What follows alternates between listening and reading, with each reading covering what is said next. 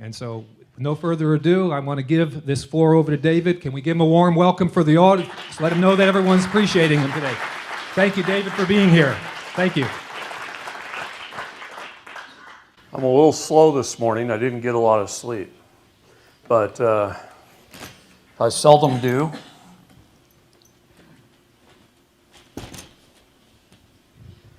How many people are President Trump's fans? How many Obamas? Oh, that's good to see. See, if you go visit the White House gift shop, when President Obama had hats, they used to say United States. Under President Trump, they say United States of America. Okay? In the gift shop, you can buy hats just like this, minus this. This is the presidential seal. These are the ones the president hands you. Okay? So, on June 20th, I was meeting Melania in the Rose Garden for about 20 minutes, and President Trump came by and handed me this hat.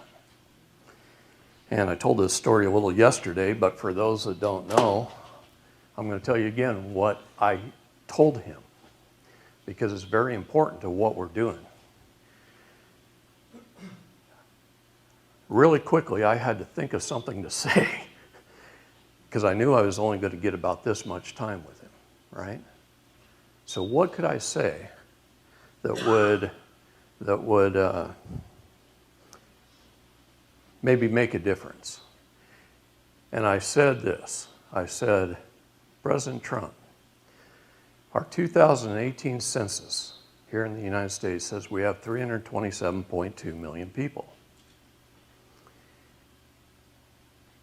And our corporate charter, our Constitution, which runs government, that's how government's supposed to operate, says we need one representative in Congress for every 30,000 people. That means we need 10,907 congressmen, and we have 435. And Congress operates off the Mason's Meeting Manual, which means 435 is not a quorum when 10,907 are required, which means nothing Congress has done, no law they've passed, no act of Congress is lawful. There is no government. Government ceases to exist. They are sin die. And he looked at me and he almost brought me to tears. He says, that's right. That's why I signed an executive order restoring the Republic of the United States of America, and now it's up to you. Okay. So what I'm trying to tell you is there's two or more of everything in this country. There's two of you. There's two cities here in Fayette. There's two counties here in Washington County.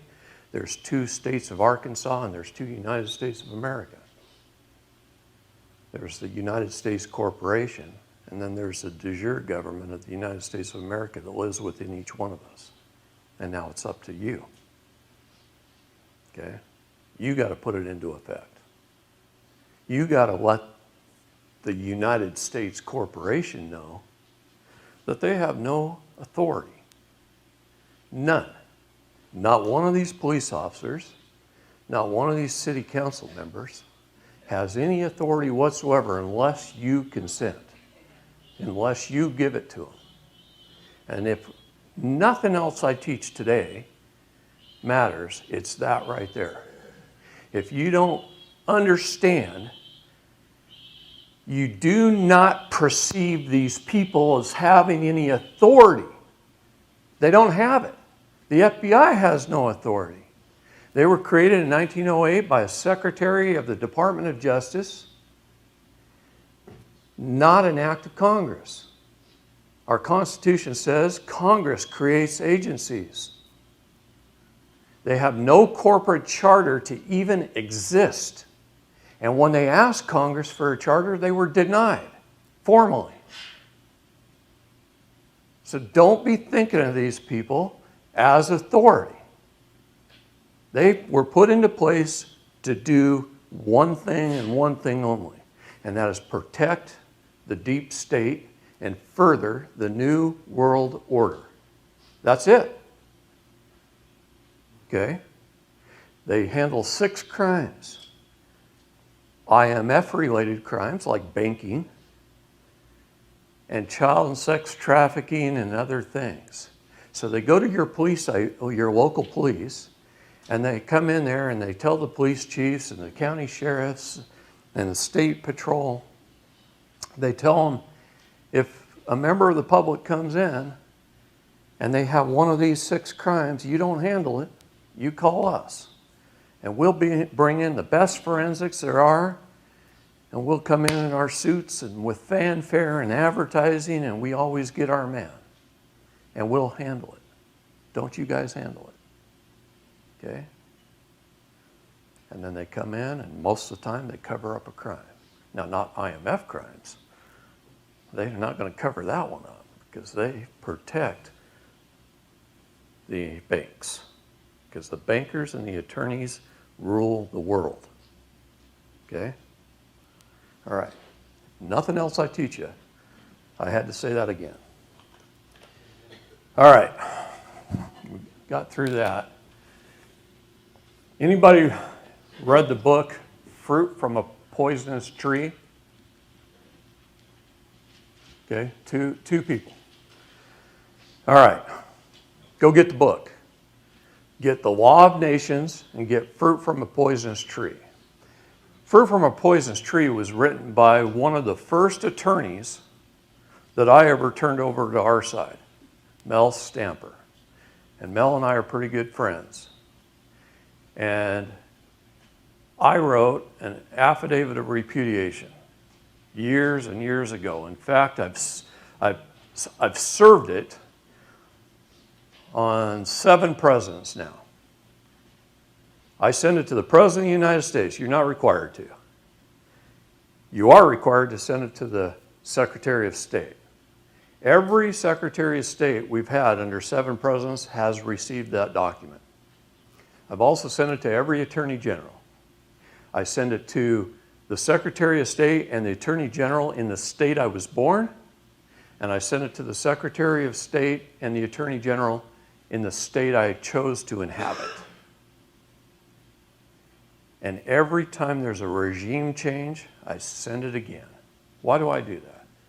I do it because I want them to know why I'm making this decision. And hopefully somebody in their office will read it, and hopefully it'll make a difference. Well, Mel Stamper read my affidavit of repudiation, and he put it, I think it's in the 2nd chapter of his book. Now, he changed it to fit him, and I'm happy to give it to you, and you can change it to fit you, because there's going to be things in there that only apply to me and don't apply to you. So you got to make it yours. It's your document. When anyone gives you an affidavit, boy, you better read it, you better study it, you better look it over, and you better know what's in it. Because if you make it yours, it's yours. It's not theirs anymore. It's yours, and you might have to defend it. So you better know what's in it.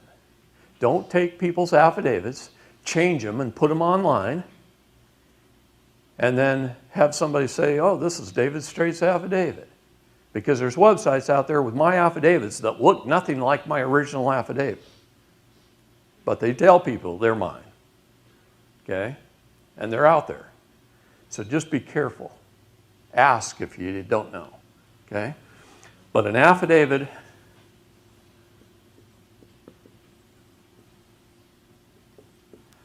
of repudiation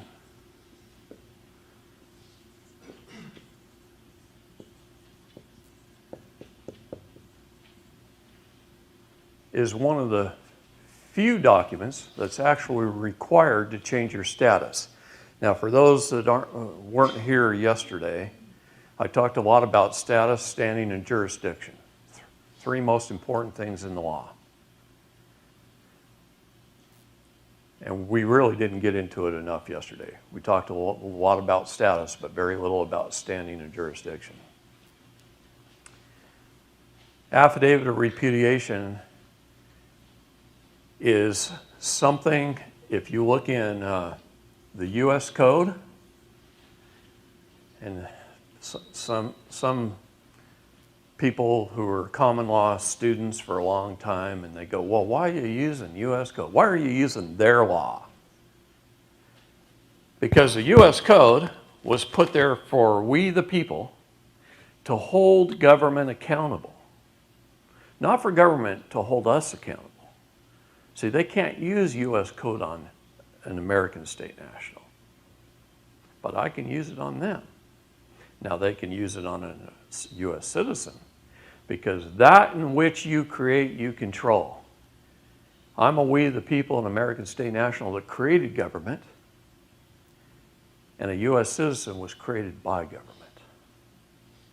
So if you're tired of them controlling you, you've got to know who you are, and you've got to change your status. It's one of the most important things in law: status, standing, and jurisdiction. Say it over and over. USC, Title 8, Section 1101. Section 1101 is your definitions of status. So people think, most police officers would like to believe there's only one status in the United States. Everybody's a U.S. citizen, or they're an illegal. That's it. That's what they look at. Are you a U.S. citizen, or are you illegal? No. There's lots of statuses. They list them right there. All kinds of them. You can be a United States citizen, you can be a U.S. national. You can be a state citizen, you can be a state national. You can be all kinds of different things. But there's only one with limited diplomatic immunity as per the Geneva Conventions. That's a state national. Why is that? Because we're Oregonians and Californians and Wisconsinites and Floridians and Arkansans. Okay? That's what we are. This is our nation state. Right? Where we choose to inhabit is our nation state once we've been there for 7 years or born there. See, I was born in California. Lived there till I was 5. Then my dad moved us to Oregon. And I've been an Oregonian ever since. I've traveled the entire world, and I have lived in other states, especially while I was in the military. But my home is Oregon. I'm an Oregonian. I've been there the majority of my life. So I choose to inhabit Oregon. I don't reside there. I'm not a resident. You don't want to be a citizen, a person, or a resident of anything. If you do, you need CPR because you're dead. And that's an easy way to remember it. Citizen, person, resident. So 3 things any court or any perceived authority, any police officer has to have is your tacit agreement of being those 3 things in order to have rule over you. In order to give you a traffic ticket, a police officer has to get your tacit agreement that you're a person, a resident, and a citizen, and he knows how to do it within 15 seconds. Can I have your driver's license, proof of insurance, and registration, please? You gather them up, you hand it to them, you just gave them tacit agreement that you're a citizen. Because you're an employee of government, and you do what your boss tells you to do when he tells you to do it. Huh. That's a tough one to understand, isn't it? Not really, everybody's shaking their head. No, I didn't think so either. All right? So what I'm trying to say is we can be very simple in the things that we do if we use the right language and we learn over and over again. So I'm telling you right now, an affidavit of repudiation is required. If I start misspelling stuff, it's because I'm tired. Okay? Is required. The second thing is What does the Constitution say? That we have to be safe in our papers and our effects, right? In the United States of America, we have two safety documents, depending on which jurisdiction we're in. We have a passport and we have a driver's license. One is if we're in private, and one is if we're in public. See, again, like yesterday, Genesis 1:26 through 28, God gave me, man, dominion over the land, the air, and the water, and this is law. Those are our three jurisdictions, and there's only three jurisdictions. Everything else is venue or locus, okay? Say it again, two separate jurisdictions. So when I'm traveling in private, in my private automobile upon the highways, and the reason I say this a lot is because that's where most people begin their trouble with the court systems. And once they get into the system and they get that record running up with however many tickets or DUIs or whatever, the next step is you're going into a felony of some sort, all right? And then they just keep you locked in. They love you. They love you. They can collect money off of you. They can bond you every time you get a CUSIP number from the court, all right? And they make money. They're private for-profit entities. So if you want to operate in the private, this is the document you hand them. You don't gather up your driver's license, proof of insurance, and your registration. Leave your registration in the glove box. If you want to show them your proof of insurance card, I love to show them mine. I hold it up like this, and I go, yep, same company since 1979, and I set it right there on the console, out of his reach. I let him know I have insurance because I love my neighbor. Not because there's a statute that says I have to have it. It's because I want to protect my neighbor. The second one is, this is the only document I use while I'm traveling. And then you shut up. Anything else, you don't need to answer any further questions. Keep your mouth shut. Say, I don't answer questions. I said all I need to say. And you hand him the passport. He looks at it to make sure it's you. He can take it back to his car and he can scan that little code at the bottom right there.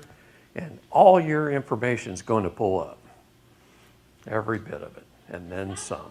Even if you haven't repudiated your citizenship yet, what you're saying. What I'm going to tell you is this is number one. I better quit setting that pen down. And a passport is number two.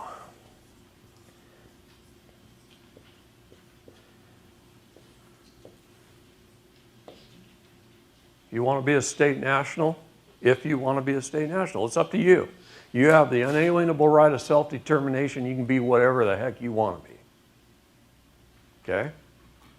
And that's in every human rights document there is. See, we got to know our rights.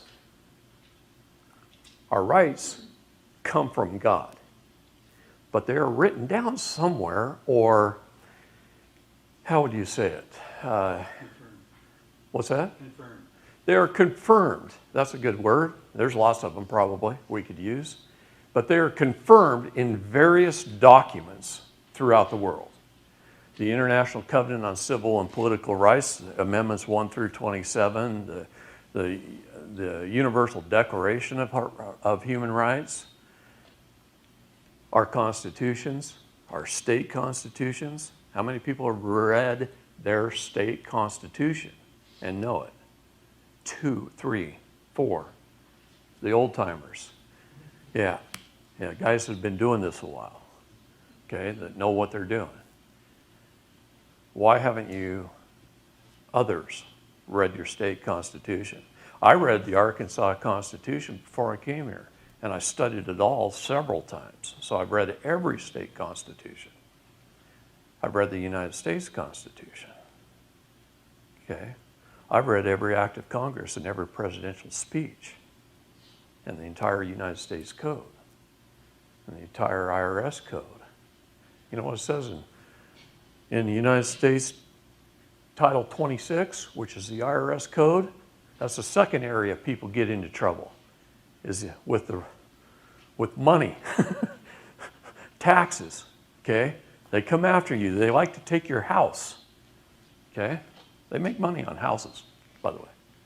So, I know I lost $9 million in real estate during the housing market crash, 2008, 9, and 10, okay?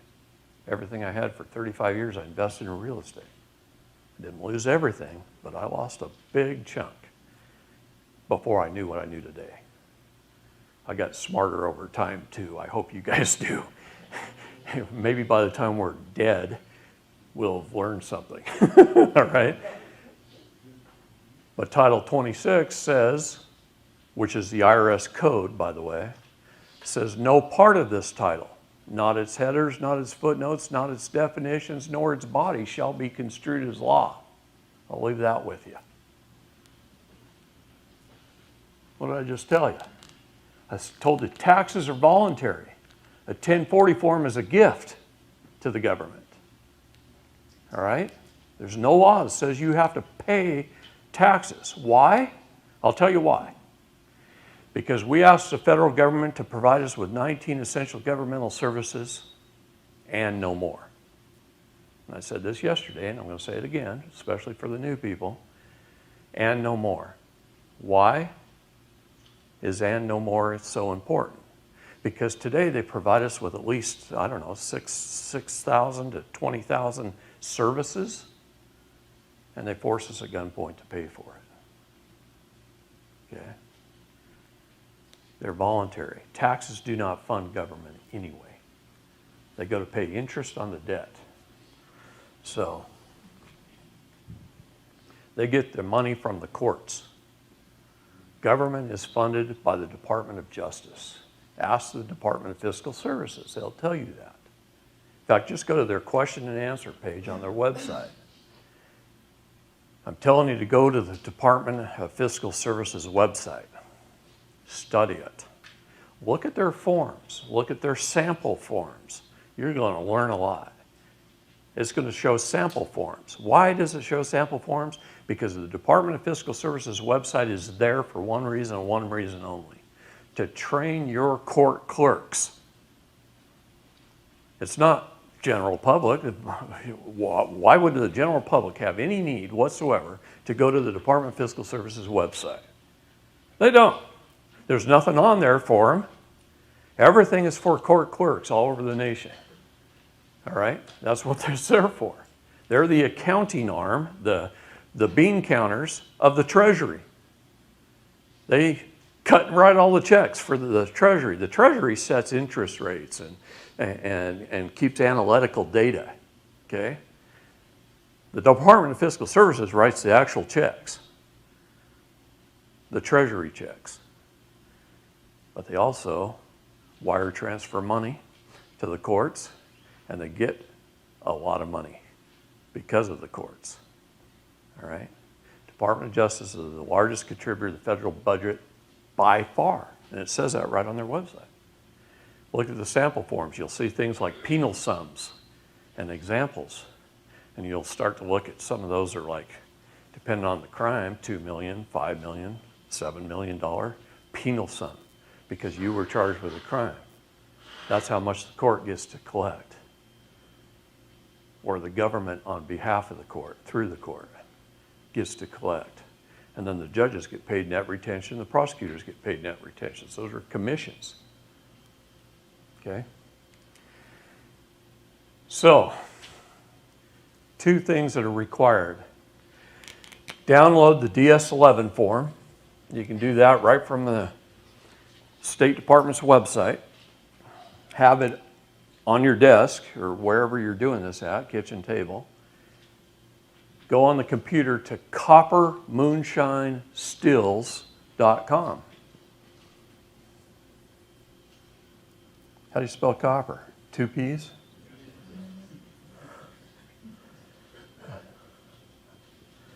He makes beautiful copper stills, by the way, which can be used to make diesel fuel and distill water and moonshine. He's an hour south of us here in Alma. Huh? He's an hour south of us here in Alma. Yeah, yeah. Yeah, he's a good man. And he's been around a long time. And he keeps up. And that's important. He keeps up. So follow the directions. You'll have to go to the left-hand side and work your way down. And there's one little thing that says, I forget the exact words, but it's about freedom. You'll spot it right off the bat, okay? If you want to be free or something like that. And then he'll show you how to fill out the DS-11 and get your proper passport. And then start using it when you're operating in private, which is 99% of the time for most people. I only have a driver's license because I get in a semi-truck every once in a while and I haul hay to places like California and Idaho from my ranch. If it wasn't for that, I'd throw the damn thing away. But when you're operating in commerce, you have dominion. Oops, I gotta watch that, Mike. You have dominion over all three jurisdictions. Don't jump from one jurisdiction into the other because you think you have to always remain in common law. See, that's a big mistake of these people that they term sovereign citizens. All right? That's a terminology invented by the FBI, by the way. All right? To label you a terrorist because you are the enemy of the deep state. Anytime you stand up for your freedom and liberty, you're an enemy of the deep state. And who protects the deep state? The FBI, who has no congressional authority to even exist. Isn't that cool? See, we the people lay down the law, not them. We the people laid down the law. We started with the law of nations. Our founding fathers knew that. Read the Federalist Papers and the Anti-Federalist Papers. Look at both sides of the argument. Most people just read one, the Federalist Papers. Read both sides. You'll see why this government was set up. And it was set up as a bottom-up government, starting in our townships and our neighborhoods, and then our cities, and then our counties, and then our states, and then our federal government. And what did they do? They flipped the whole thing over. And now it's United States government, state governments, county governments, city governments. They're all subsidiary corporations. Since governments chose to incorporate themselves, they must follow the same rules as any other corporation. Remember that. Okay? If you want these documents, ask, and we can give them to you. All right? You can get the book, Fruit from a Poisonous Tree by Melvin Stamper. It's in there. His version, but it doesn't matter. Make it yours. If you want to add things that you feel are important. Now, don't go off the wagon and add a bunch of stuff that's going to get you in trouble or thrown in jail. All right? Be reasonable, but call them out for the fraud that they are. Tell them the hardest decision you ever made, and it says that in mine, is to decide not to be a United States citizen.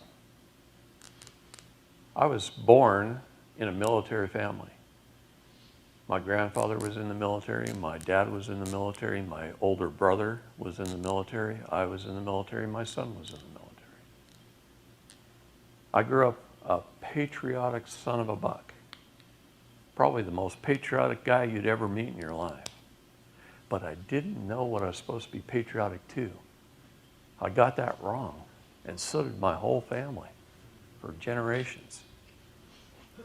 We got it wrong. We didn't realize our government was usurped right out from under us, starting in 1861.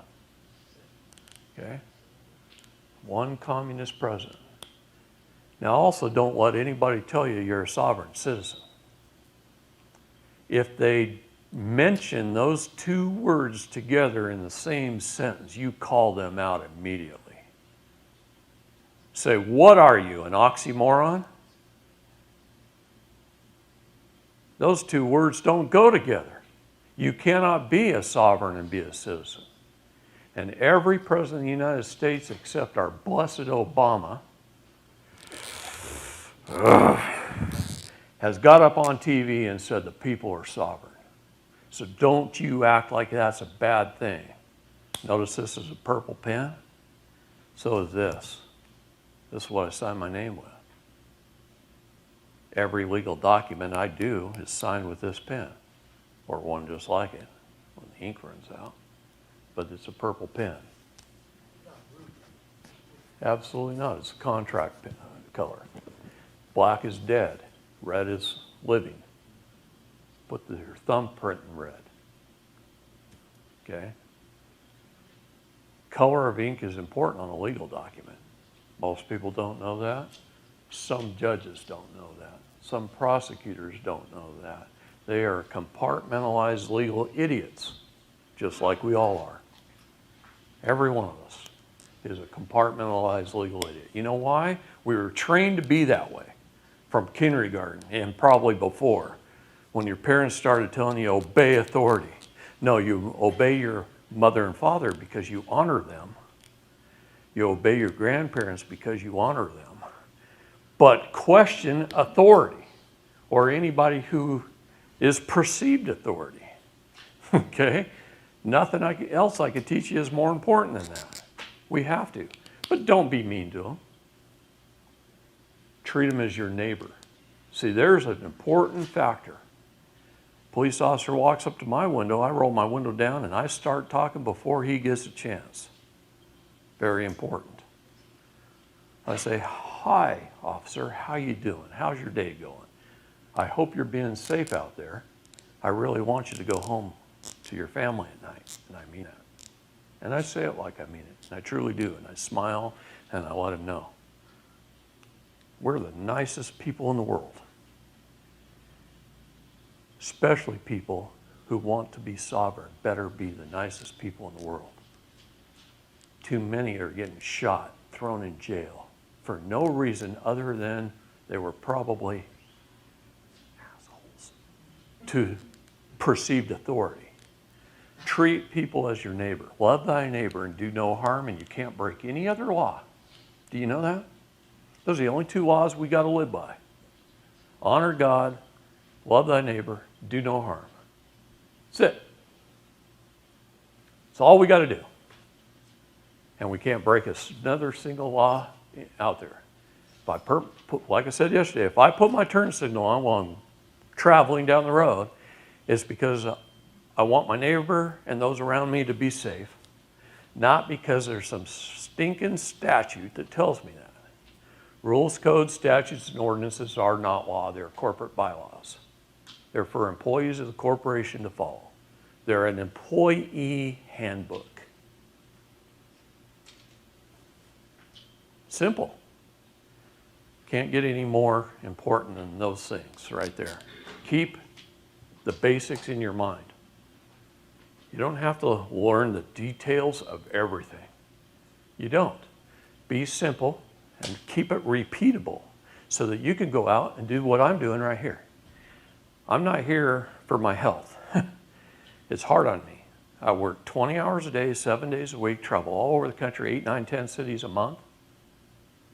Different countries I go to. I just came back from Australia and New Zealand. I've been in Canada. I've been in the United Kingdom. I've been in Switzerland and Sweden and Scotland and Ireland. So do you do the same thing in those countries? You tell those Well, let me answer the question this way. folks to how to... We did not win World War II. I'm going to tell you that right now. It wasn't bombs on Hiroshima and Nagasaki that won World War II. It was December 9th, 1945, we signed the United Nations Treaty.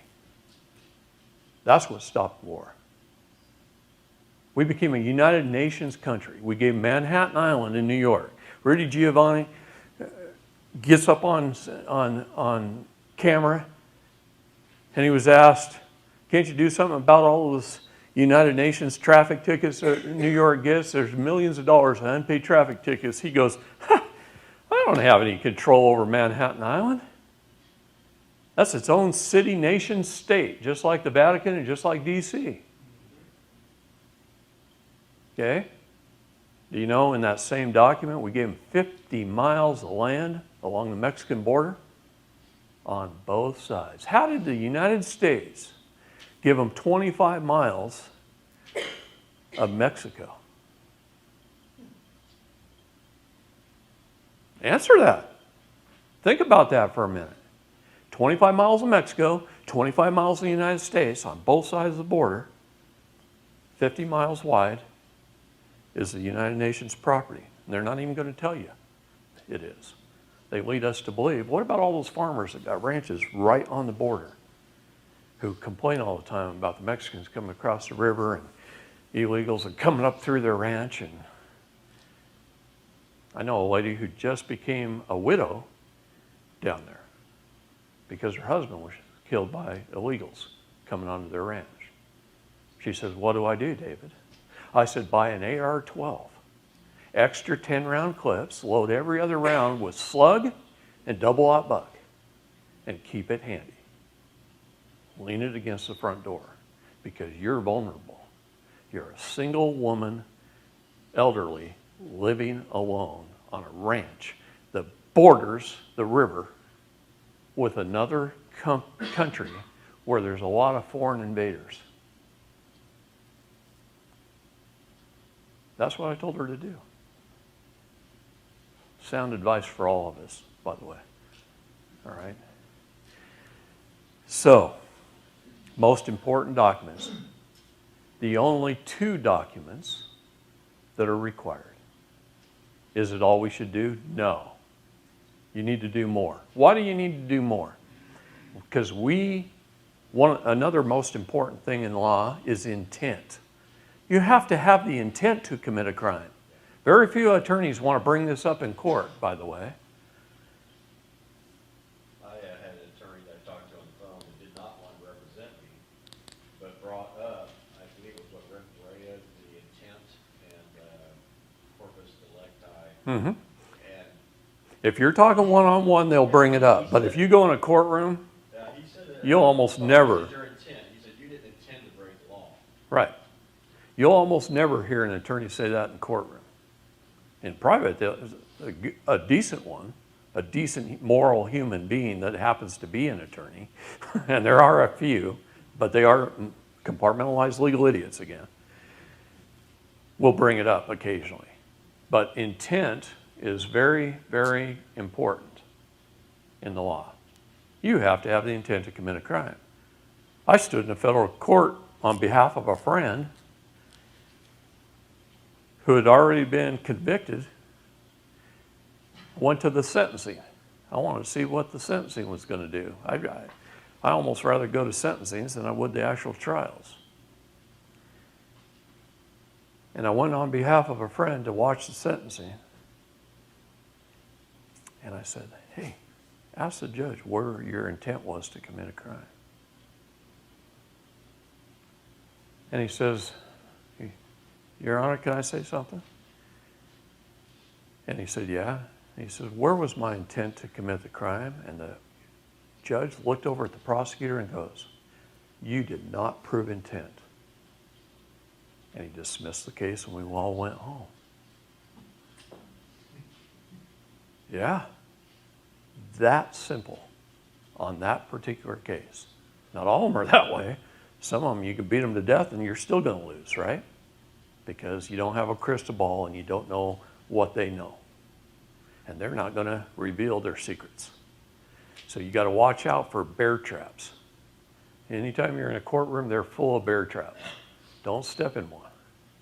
And it's really easy to do by opening your mouth. The more you can remain silent, the better off you're going to be. Plead the fifth if you can. Don't say anything in the car, in the cop car, to the cop, in the interrogation room while you're being booked. Don't say any words in the jail. They record everything. Don't talk on the phone to your wife or your girlfriend while you're in the jail because they record every conversation. And they will find out by your court date. That judge will have heard every phone call conversation you've ever had. Okay? They know everything.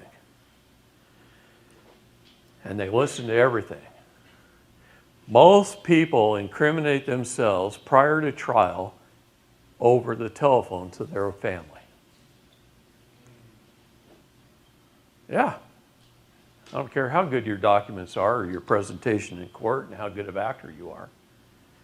You talk to your wife over the phone at a jail, you say the wrong thing, and you can be as perfect of an attorney while you're up there and represent yourself all you want, and we'll talk about that word because no one should represent themselves. You are yourself. Be yourself. Be sui juris.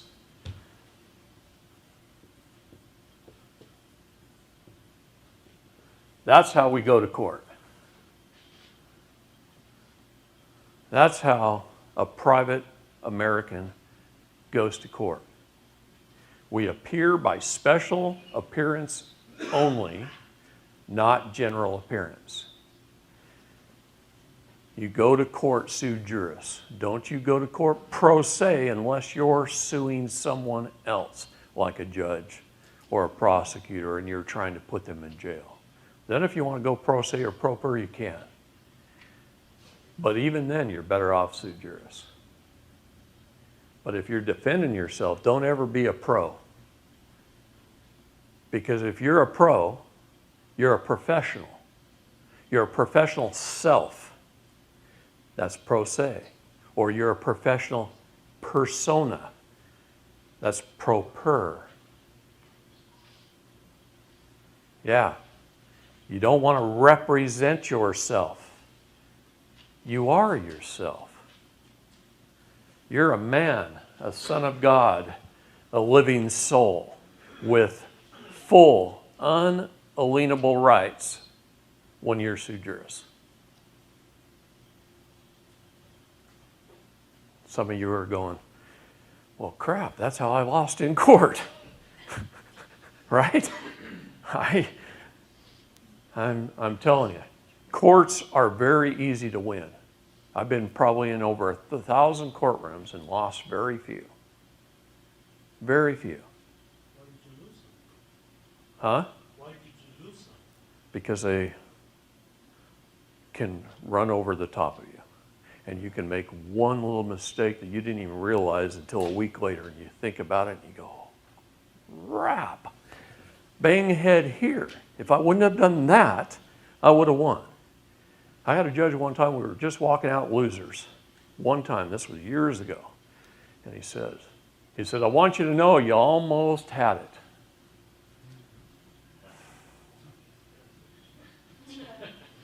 Well, thank you, Judge.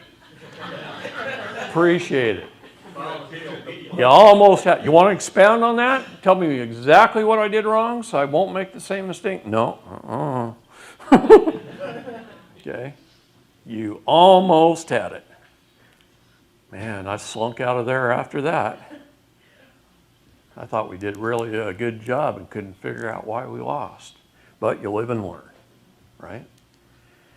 That's what we're here on earth for anyway. Don't take it personally. If you go to jail, don't take it personally. You might be in jail just to help your fellow inmates, and God put you there for a reason. Okay? We don't know. He does all kinds of things. I got a good friend named Dave Bruger. Dave Bruger has not done anything illegal in his life. Love him to death. He is a preacher man 24 hours a day. In fact, my pickup's parked at his house right now. I drive my pickup to his house, and he takes me to the airport, even if it's 4 o'clock in the morning. But Dave has no problem going to a courtroom and getting thrown in jail for contempt. And he doesn't mind at all. It's his opportunity to teach. He gets 3 meals while he's in there, a bed, place to sleep, and lots of people to talk to. And he preaches the gospel like nobody's business.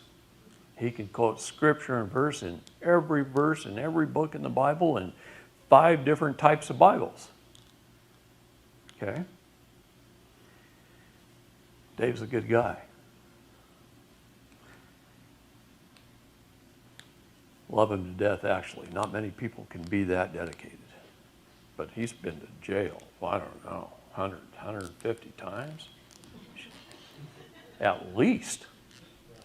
He was in jail last week, just got out, in time to take me to the airport. I'm serious. Scott Wesley Denham. He went to Scott's trial, and he got thrown in jail for contempt. I said, that ain't your trial. How'd you do that? He goes, I ran my mouth off because the judge committed treason. Right? I'll let him know. Anyway, they usually haul him out in cuffs. Almost every time he goes to court. Yeah. But he doesn't care. Anyway, 2 things required. I do lots of other things. I do a patented nativity. Anybody know what that is?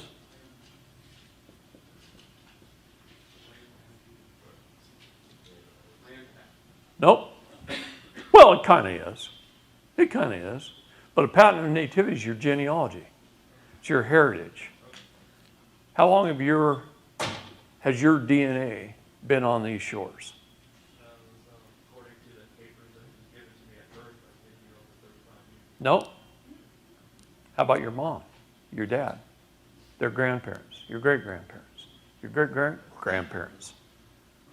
I see what you're saying. Ah. All the way back to the beginning. Absolutely. Mine got here in 1607. Jamestown, Virginia. Then on the Mayflower, 7 of my grandfathers were on the Mayflower. 7 signed the Mayflower Compact. Okay? First boat that hit these shores, as far as America was concerned, I'm not talking about the Egyptians that came. Some of them might have been my relatives too. I've traced over 19,000 of my grandmothers and grandfathers direct back over 2,000 years.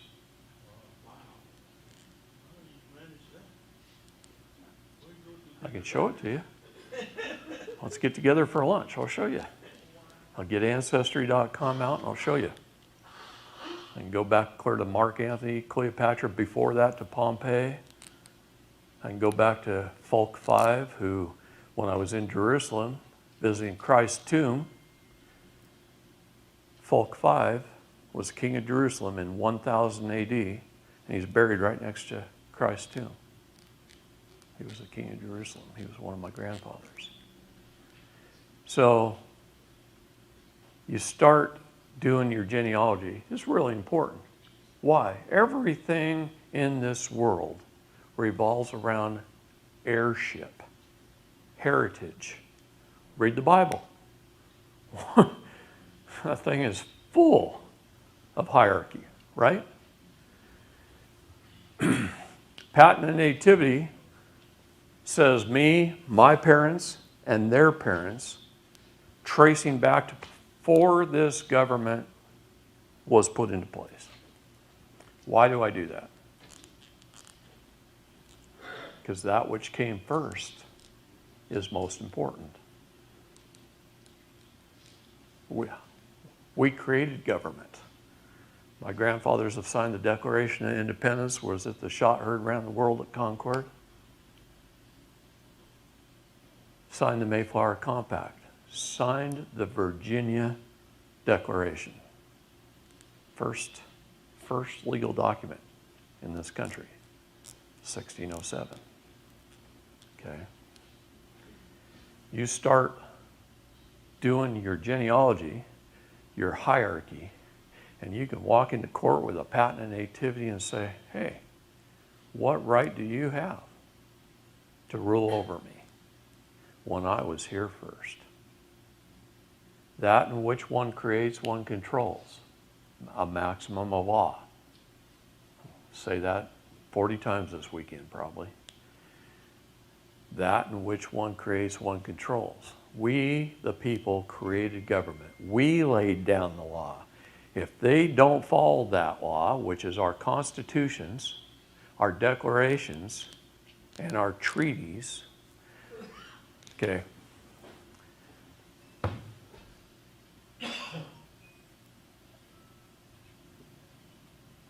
I can't spell this morning, so bear with me. My brain's not in a spelling mode. How do you spell superior? Oh, man. It might have been because I was at IHOP till 1:30 this morning with a couple trying to help them with their case. Superior, supreme, and not law. Not law is what I call rules, codes, statutes, and ordinances. They're not law, they're corporate bylaws. I should have wrote corporate bylaws on there. What is superior law? It's God's law. What is supreme law? It's our constitutions, our declarations, and our treaties. They override everything. How many people bring up the International Covenant on Civil and Political Rights in the courtroom? One. Let's talk about that document really quick. That document was written by a private individual, a private man, one guy. And he wrote it in 57. And it was adopted as a treaty here in '66. He wrote it in 1957. Took him till 1966 to get it to The Hague. It was 1976. They had a 10-year period for every country in the world to sign on to it. It wasn't going to take effect until 1976. Russia signed it in 1992, and the United States of America held out till 1993. They waited until Russia had signed the document. Now get this, we're one of the only countries that signed that document with a condition. Makes me proud. Not really. Makes me mad is what it does. The condition we signed the document with was Articles 1 through 27, which happens to be the Bill of Rights section of the document, shall not be self-executing. What does that mean? That means they're not going to put it in our school books and teach us about it. They're not going to bring it up on our behalf in court, and they're not going to put it in any of our codes. It shall not be self-executing. But it doesn't mean that if you should learn about it, if you should bring it up in court, it says right in the document that all governments who sign the treaty at every level, right down to our local municipalities, must obey it. So I started putting it in my documents. Articles 1 through 27. Put them in my court documents. Filed it in probably 1,000 courthouses across the country. And what happened? They, for the most part, were ignoring it. So I went before The Hague. Flew my butt over to Europe with a group of people, and we told the United Nations that the United States Department of Justice and its court system is ignoring our human rights treaties. And they wrote a nice little letter to the State Department that says, you better knock it off. And the State Department wrote a nice little letter to the Department of Justice saying, you better knock it off. And they're actually put an article in the ABA Journal telling lawyers and judges they better knock it off. Now, does that mean they're all going to do that? Huh? What year was that? I think it was about 2 years ago. Yeah, not very long ago. But they said, that, at least they were told, they better knock it off. Now, are all of them going to follow that? No. Nobody's got a crystal ball. Nobody knows what they're going to do. There's bear traps everywhere, right? Try not to step in one. You do, you go to jail. ICCPR, International Covenant on Civil and Political Rights. Goes hand in hand with the thank you.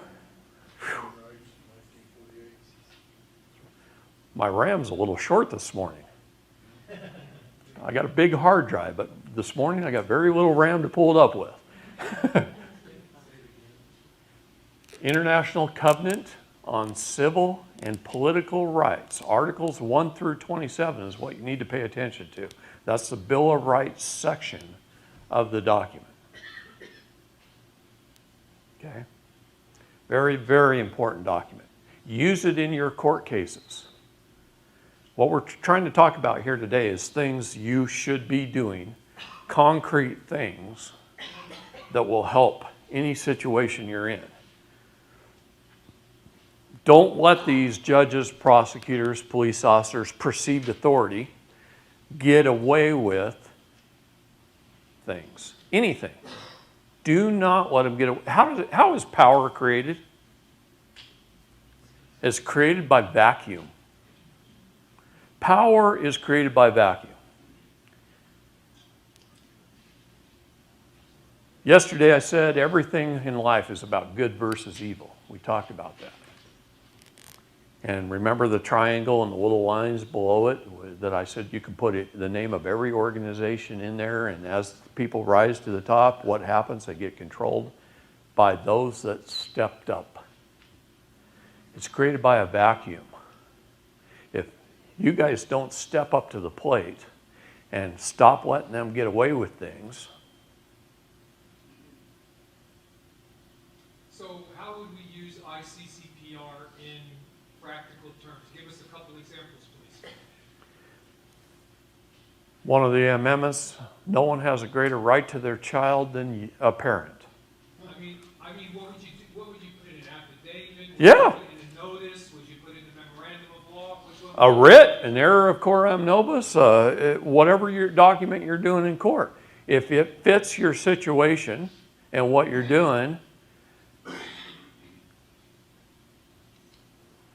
go to your search engine, type in ICCPR.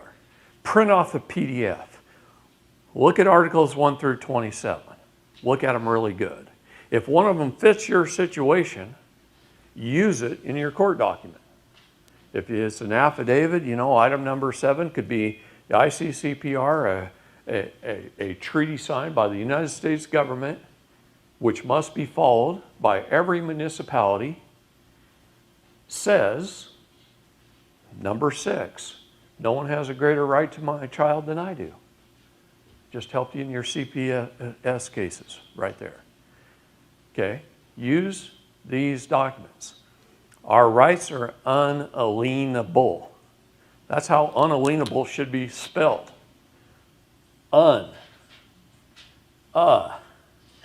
Lean. Able. That's how I write it in my court documents. I'm dealing with a compartmentalized legal idiot called a judge or a prosecutor.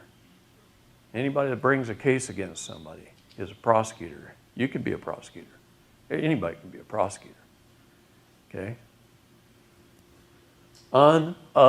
Unalienable. Why? They cannot lien you against an unalienable right. My Second Amendment is my gun permit. You see? That is a right. It's a private, personal right. Nobody can take it away from me. What does it say? Shall not, that's a commandment, shall not be infringed. Right? Okay. Anything unalienable. Know what your rights are. They're all given to us by God, not some government. But they're written down somewhere. They're in the Universal Declaration of Human Rights, they're in the ICCPR, they're in our Bill of Rights, they're in our Declarations of Independence, they're in our state constitutions. They're written down. They're enumerated. Use them in all your documents. Be a belligerent claimant in person. Belligerent doesn't mean rude. I'm going to say that again. Belligerent doesn't mean to be nasty, however you want to say it. You treat them as your neighbor and you stand firmly upon your rights. When I go into court, I don't wear a suit and a tie. I dress just like I'm dressed today. And I stand at military attention. And I put my right foot slightly forward. And when I'm talking to the judge, I talk to the judge, just like this. And when I'm talking to the jury, I talk to the jury. And when I'm calling the prosecutor an ass and telling him he's committing capital felony treason, I look right at the prosecutor. But my feet never move. And I use my hand when I talk to him. And I talk to him just like this, with authority. They are my public servants. If you go in there all wimpy and scared and frightened, your fear is only from a lack of knowledge. Okay? That's it. Once you can out-debate them all, you're not scared of nothing. In fact, they start shaking in their boots. You want to see judges shake? I've made them shake. I've made them run out of the room. Completely run out of the room. Isn't that the same as abandoning ship when a judge does that? Absolutely. Absolutely. The captain abandoned his post. Court clerk, please dismiss this case with prejudice. And you just walk out and don't say another word. You say anything else, you've lost. If you say anything between there and the door, you've lost. Don't say anything. Plead the fifth every chance you get. Keep your mouth shut. Most people get into trouble because they talk too much. If you don't believe me, go to YouTube and watch some sovereign citizen videos. Okay? God, I hate that term. You can either be sovereign or you can be a citizen, and we're all sovereigns. And there's nothing to be ashamed about that. Start writing with purple. Okay? Put a red thumbprint on your documents. Do I do that all the time? No. But I do write with purple. Sometimes I don't like to poke my finger. I've had enough pain in my life, believe me. That's why I write the forward. It seemed like there was something very particular about that. What's that? Right foot forward. Is there something very known in that legalese way when you have your right foot forward speaking to them? It's because you can put emphasis on something.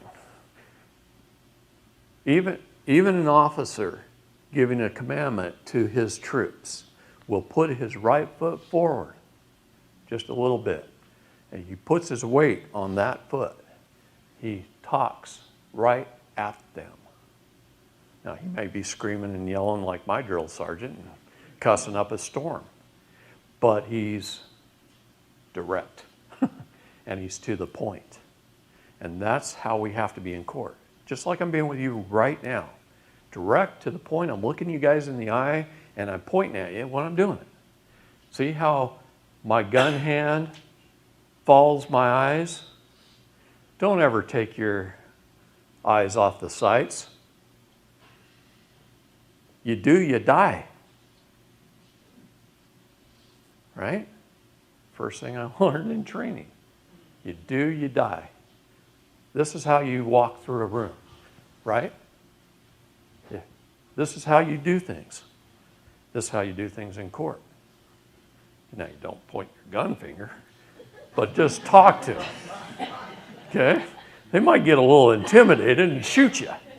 And the U.S. Marshals have tasers. And good attorneys who stand up for their clients do get tased in court. Okay?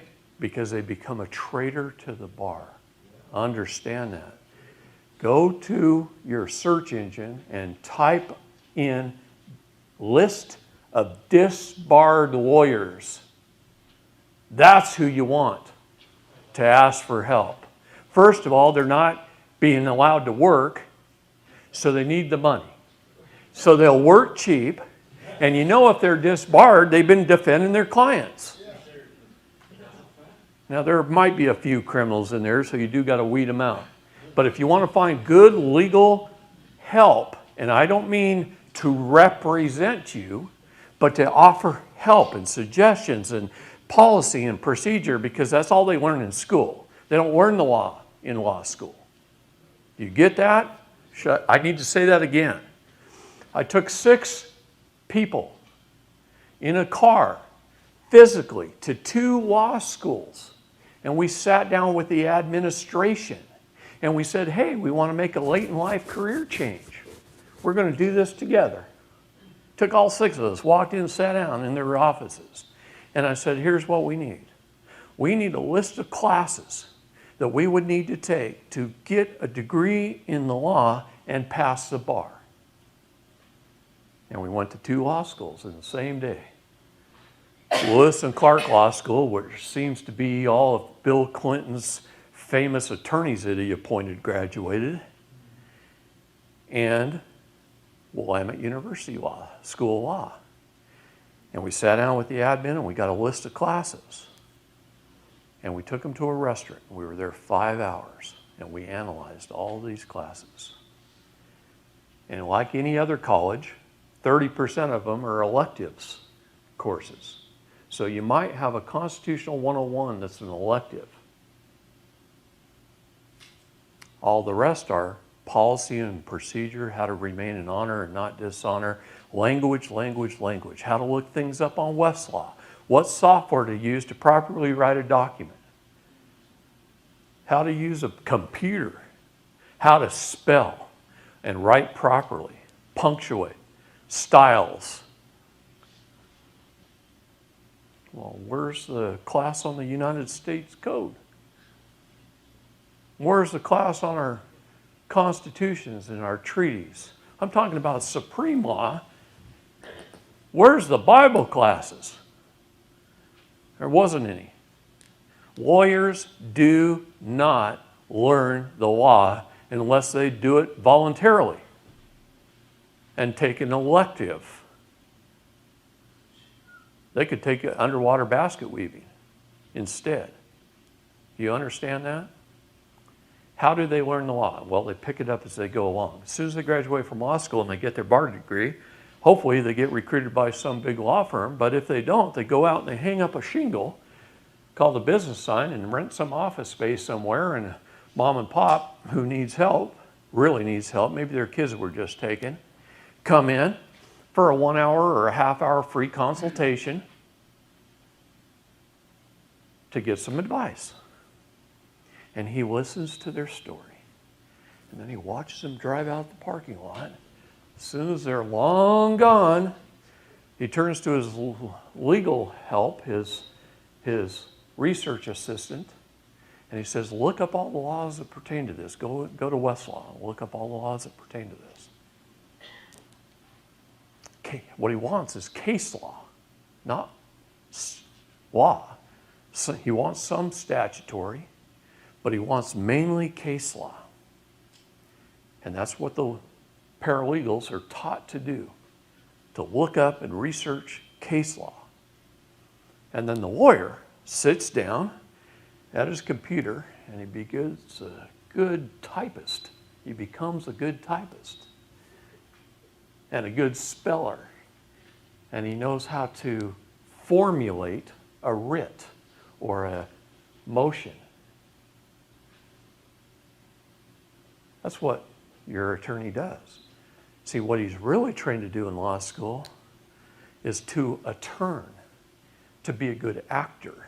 They get up on stage and they practice being a lawyer in courts, mock court trials. They get up there on stage to be a good actor. What is an actor? I said this a couple times last couple days. What is an actor? Somebody who gets up on stage and lies convincingly enough to make you believe in the character and the plot. That is the legal definition of an actor. A liar. What is to attorn?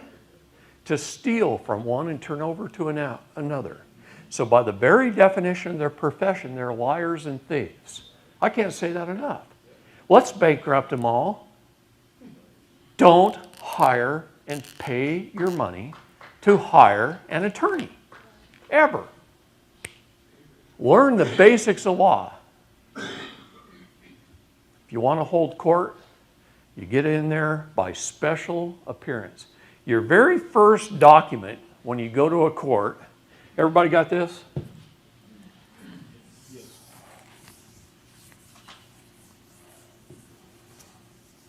David, Yes. point of order, about 15 minutes to a break? Okay. Okay. You're the moderator, buddy. You control the meeting because I'm not even looking at the time. I can talk till 2, 3 in the morning most times. So, very first document. You get a letter in the mail that says you done something wrong. They all say that when they come in your all caps name, right? Or it's a bill. You done something wrong, and you might have to appear in court in 30 days. What's the very first document you do?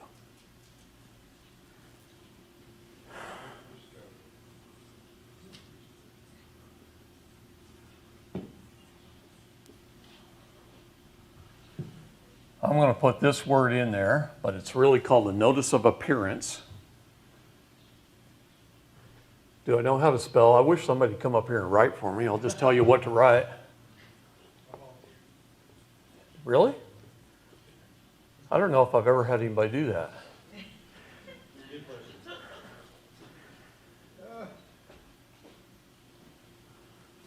It's your first document. Doesn't have to be long. Could be as short as 1 page. 1 page document. Mine are usually a little more wordy. But what is a notice of appearance? It is how you are going to appear in court. Write down the word summons. See, they're summoning you into court. What does the word summons mean in the law?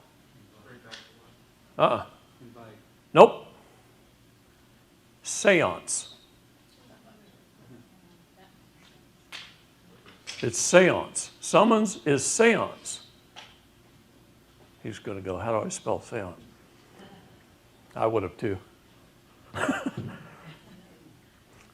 Okay, I use a dictionary when I write. I got that theory of like Einstein. I used to have a photographic memory and I put a lot of data in here. But as I'm getting older, it just doesn't come out as quick. Right? Hey, good job. What is a seance? They're calling the dead. They're dressed in black. This is a satanic ritual. Do you understand that? Yeah. If you don't understand that, you might as well go home. Just bend over. Let them ream you every time they get a chance, because they will. Because if you don't appear and tell them ahead of time via your paperwork, what is your paperwork? What is a court of record? I say this over and over again. There's a reason. A court of record is your paperwork. It's not the brick buildings, but it's your paperwork properly served and publicly published. It's not just your paperwork. It's got to be properly served to all opposing parties and publicly published, and then you put it in the court. How do you publicly publish something? You record it with the county recorder if you can find one that'll do it. In Oregon, there's one county for an extra $20 on top of what they normally charge. They'll record any document. I guess there's a county, I forget the name of it, in Georgia that'll record any document for $10. Lamar County, that's right. The minute you said it, I knew it. Ravalli County, Montana is another one. Ravalli County, Montana, the entire county was put under a God trust. Yeah. So I went to Ravalli County to record my God trust. All right, we'll talk about that later. Publicly recorded or publicly published. You can publish something by putting it in the newspaper for 21 days. Get it. Same with recording? Yeah, same as recording.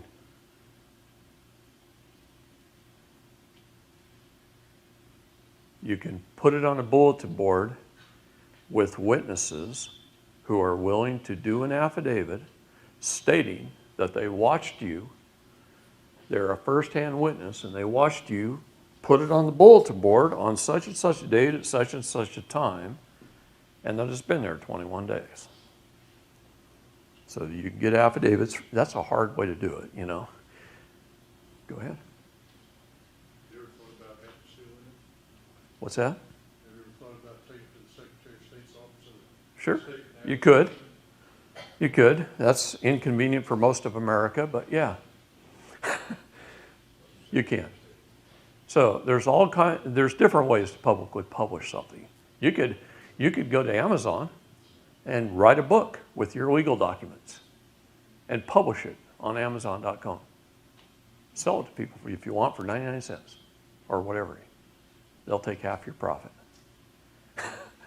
But you can publish a book. Okay? So there's many ways to do that. But a summons is a seance. They are summoning the dead.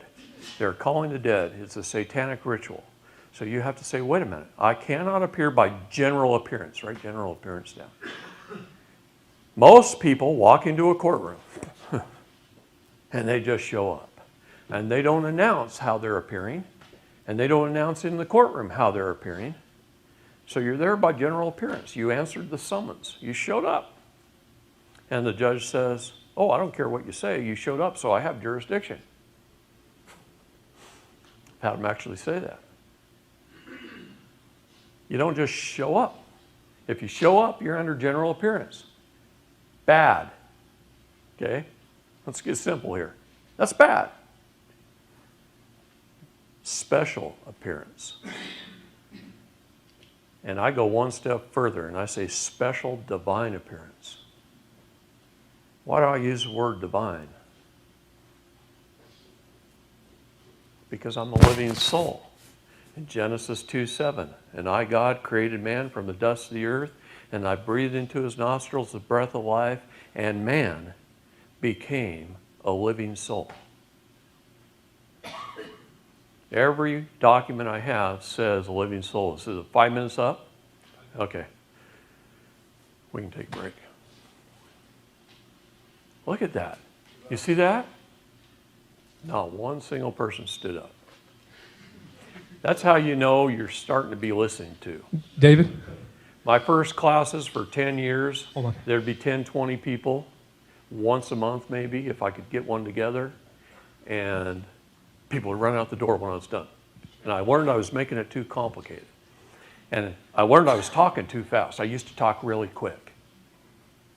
Yeah, we got about 5 minutes before. I was just giving you 5 minutes heads Oh. up, but I really wanted to comment on this as well, and not to steal your thunder at all, not at all, just to add to. I went and read quite a bit up on the subject he's talking about general appearance and special appearance. And a special appearance is qualified, and you go back and you can find this in the Black's Law Dictionary. If you look up appearance, and there's a couple types of appearances they mention there. One is general, and one is special. General appearance, you agree to the jurisdiction of the court, just a blank agreement to the jurisdiction of the court. A special appearance only has two things that you can do, that they recognize that you're there by special appearance. A lot of people think it's like putting in Jesus' name, amen, on the end of their prayer. Oh, I'm here by special appearance. They do whatever they want. Special appearance is qualified by only being there for two purposes. And you go back and read this for yourself, and I recommend you do. Under appearance, get into Black's Law Dictionary and look at what they're looking at, because this is what they're looking at. That's their spell book. And they'll watch you and they'll weigh you. And if you want to win, I'm just giving you an understanding of how they think. I'm not saying that it's right. I'm not saying you should think that way. I'm just telling you that's the way they think. A special appearance, you can only do two things. Does anyone know what those are? Just curious. Challenge the jurisdiction of the court. Second, Call for a summary judgment. sufficiency of service of process is what Black's Law says. Yeah. And that is a very interesting qualifying phrase, sufficiency of service of process. Because to have sufficiency of service of process, they have to have the correct person in the correct capacity, qualified for the act with intent, all of that is part of the sufficiency of service of process. That's right. Did they actually serve you? Are you the party to that act? It is due process of law. But you want to talk for a few more minutes before we take a break at 10:45? You can. I just Hey, wanted to you're- throw that out there. You're the moderator. I misread your fingers. Okay. And I don't need this. You want to read it out loud? You got these other blacks right there if you want. Okay, here's on appearance. An appearance may be either general or special. The former is simply an unqualified or unrestricted submission to the jurisdiction of the court. That's why most of you lose, right there. The latter, a submission to the jurisdiction for some special purpose only, not for all purposes of the suit. Right. So what is the special purposes only? That is, first of all, determining jurisdiction.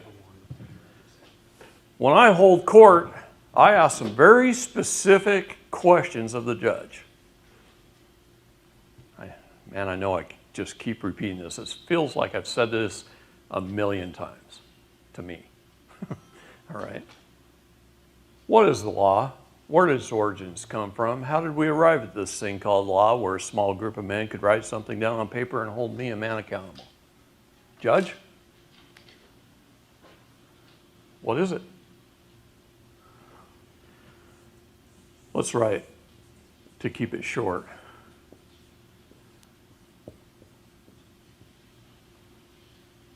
So first thing you got to establish is what jurisdiction you're in. You're not appearing by summons or seance.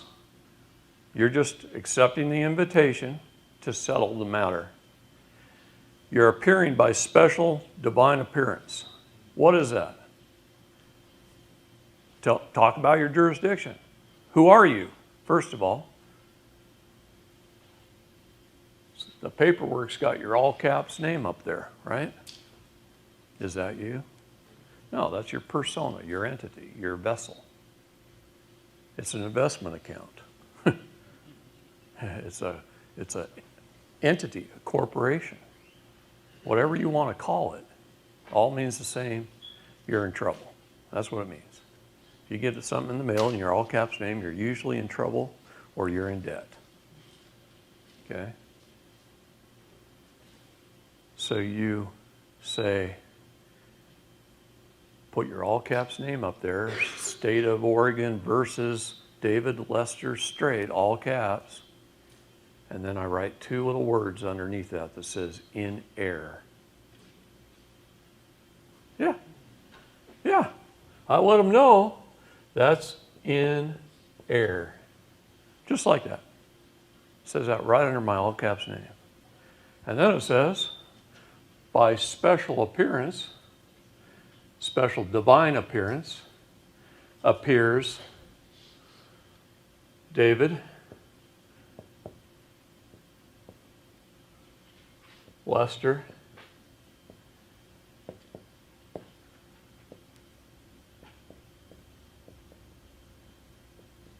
Straight, written just like that.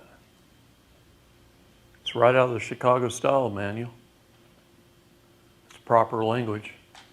It's quantum syntax grammar. Okay. Full stop colon gives your name importance.